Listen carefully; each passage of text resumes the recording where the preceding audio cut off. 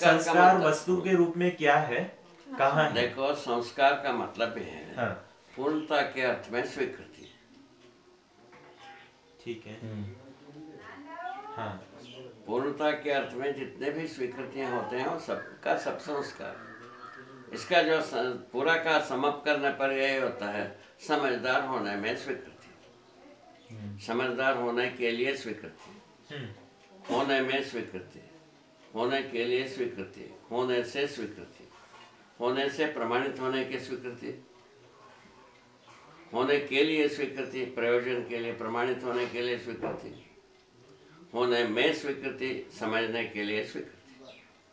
तो जो ध्यान करने के मुद्दा है, हाँ अनुभव मूलक विधि से हाँ ये प्रमाण, बोध, हाँ संकल्प, चिंतन, चित्रण, तुलन, तुलन, विश्लेषण, हाँ आस्वादन, चयन, ये 10 क्रियाओं में प्रभावित हो जाता है। अनुभव प्रभावी हो जाता है, अनुभव ही प्रभावित होती है। हाँ ठीक है। अनुभव प्रभावित होने से इस 10 क्रियाओं में प्रमाण ही प्रमाणित होने की व्यवस्था बनता है। हाँ।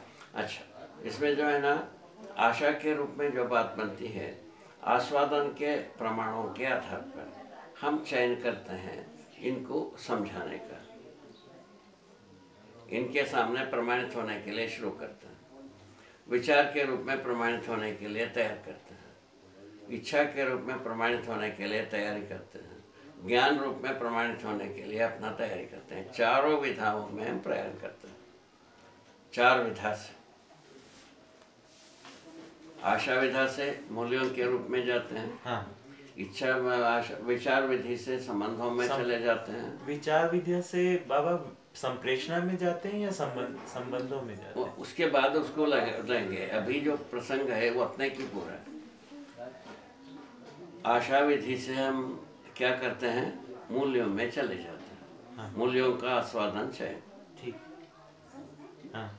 उसके पहले जो विचारों के रूप में संबंधों का पहचान निर्वाह, संबंधों का पहचान निर्वाह के लिए विचार की आवश्यकता है, ठीक है ना? हाँ।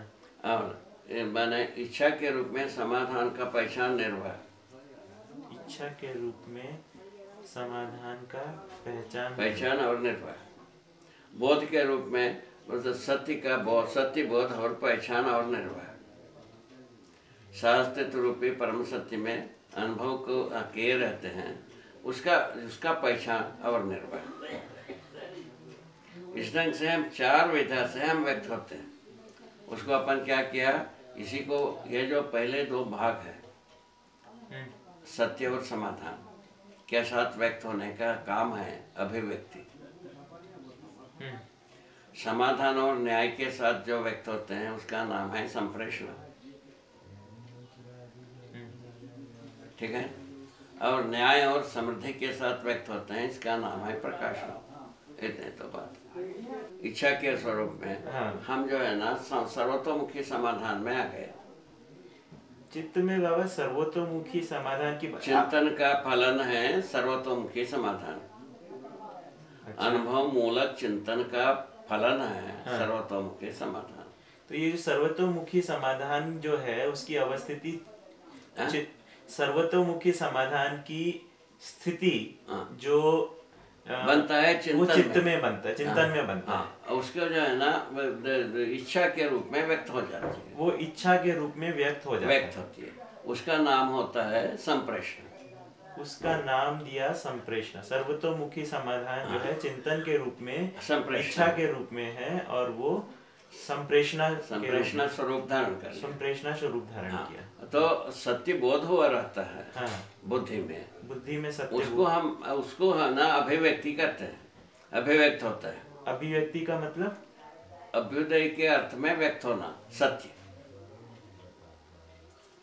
तो बाबा इसका और पिछले से क्या जो है ना अभिव्यक्ति क्या, अभ्युदय का क्या मतलब है, सर्वतोमुखी समाधान। हाँ। सत्य क्या है, सह अस्तित्व सर्वतोमुखी समाधान के रूप में प्रमाणित होना, ये सत्य बोध होने का प्रयोजन।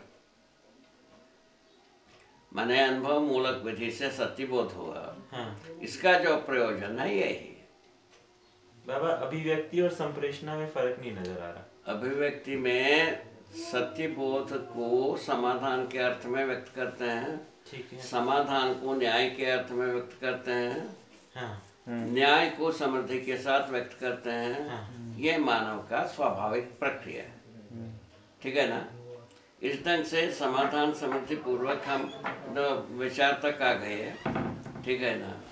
तो इसके समाधान रूप में चिंतन में आ गए हैं। बोध में जो है ना सत्य को माने प्रमाणित करने की जगह में आ गए, सहअस्तित्व को प्रमाणित करने में आ गए।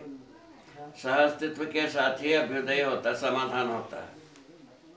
सहअस्तित्व के बिना समाधान का प्रश्न भी नहीं बनते। ऐसा ही जुड़ा है। सत्य और समाधान जुड़ने के बाद न्याय होता ही है। तो ये जो बात है बाबा, सत्यबोध कराना सर्वतोमुखी समाधान के अर्थ में है। सत्यबोध कराना सर्वतोमुखी समाधान के अर्थ में है। समाधान को प्रमाणित करना न्याय के अर्थ में है। समाधान को प्रमाणित करना न्याय के अर्थ में है। न्याय का प्रकाशन करना समृद्धि के साथ ही होती है। ऐसा आदमी का स्वरूप बना है, इसी से अपन क्षेत्र है। अध्यात्मवाद जो है ना समृद्धि को छोड़ करके भागा, मिला नहीं, रहस्य में फंस गए।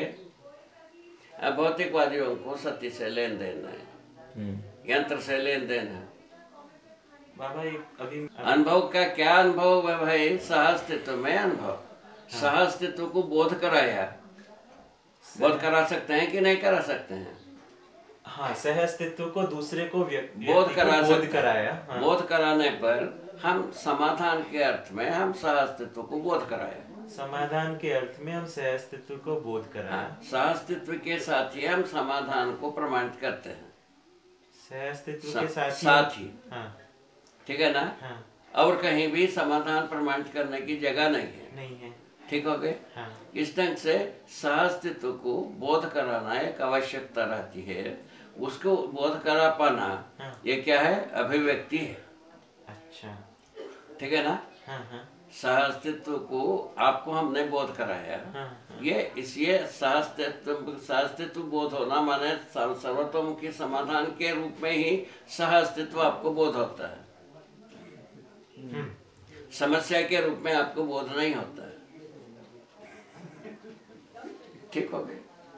ये मुख्य बात ये है, इसे पकड़ में आना चाहिए। ठीक। यहाँ थोड़ा देर के लिए रुके।